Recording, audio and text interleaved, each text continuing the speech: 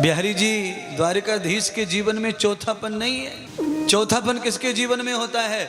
जिनका जन्मदिन अच्छा नहीं है, जिनके जन्मदिन में देवता नहीं आए, जिनके जन्मदिन में पंडित ब्राह्मण आचार्य विद्वान नहीं आए, जिनके जन्मदिन में हनुमान जी का अवसरण नहीं हुआ, और जिनके जन्मदिन का कोई उद्देश्य नहीं है, उनकी अवस्थाएं आती रहती हैं। उनका चौथापन आता है, उनका जरापन आता है, उनका बुढ़ापा आता है, उनका रोगपन आता है। अगर मैं तुम्हारे जीवन में न आया होता तो तुम्हें तो जीवन का ही पता नहीं कि हम क्यों आए दुनिया, हमारा जन्म क्यों हुआ है। अच्छा, आधे से ज़्यादा लोग तो पहले शुरू में पढ़ने के लिए समझते हैं कि हमारा जीवन पढ़ने के लिए हुआ है, तो पूरे के पूरे घर के लोग लग जाएंगे, पढ़ने भेजो बच्चे को, 4 साल का हो गया पढ़ने भेजो।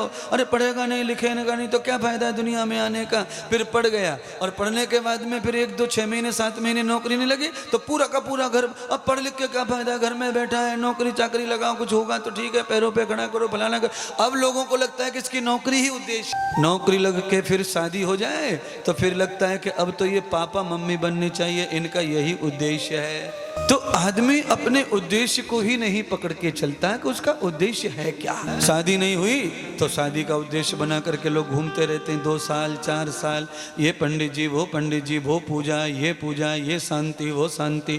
फिर बच्चे नहीं हो, लेट हो जाए तो उसमें भी वही हाल है, फिर उसके उसी में लगे रहते हैं, और बच्चा हो भी जाए तो फिर उसमें लगे रहते हैं। इसका मतलब है रोज उद्देश्य बदलता है, इसलिए तुम्हारा चौथापन आ जाएगा, आएगा, क्योंकि उद्देश्य के पन बदल रहे हैं तो चौथापन भी भोगना पड़ेगा ही पड़ेगा।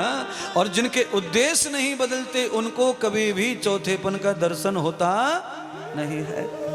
राम जी को नहीं हुआ, मेरे भगवान द्वारिकानाथ बिहारी जी को नहीं हुआ चौथेपन का उद्देश्य, दत्त भगवान को चौथेपन का उद्देश्य नहीं हुआ।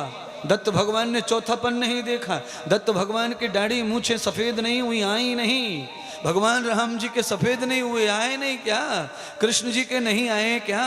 अरे कितने लाखों गाने तो भगवान के बालों के ऊपर ही बनाए हैं। भगवान के बाल ऐसे हैं कृष्ण जी के, राम जी के, उनकी आंखों के ऊपर हजारों भजन लिखे, उनके होठों पे हजारों भजन लिखे, उनकी पुतलियों के भजन है, उनके पैरों के भजन है, न जाने क्या क्या उनके गीत हैं। उनको चौथापन कैसे आ जाएगा?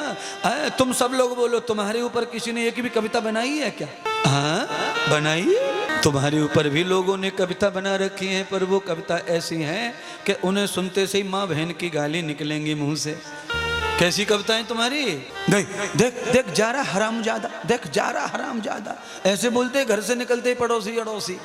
जैसे तुम घर में से निकलो, देख देख देख मर जाए ये तो अच्छा है, लौटे ना आज। ये हाल है महाराज, बताइए क्या तुम्हारी कविता क्या यश है?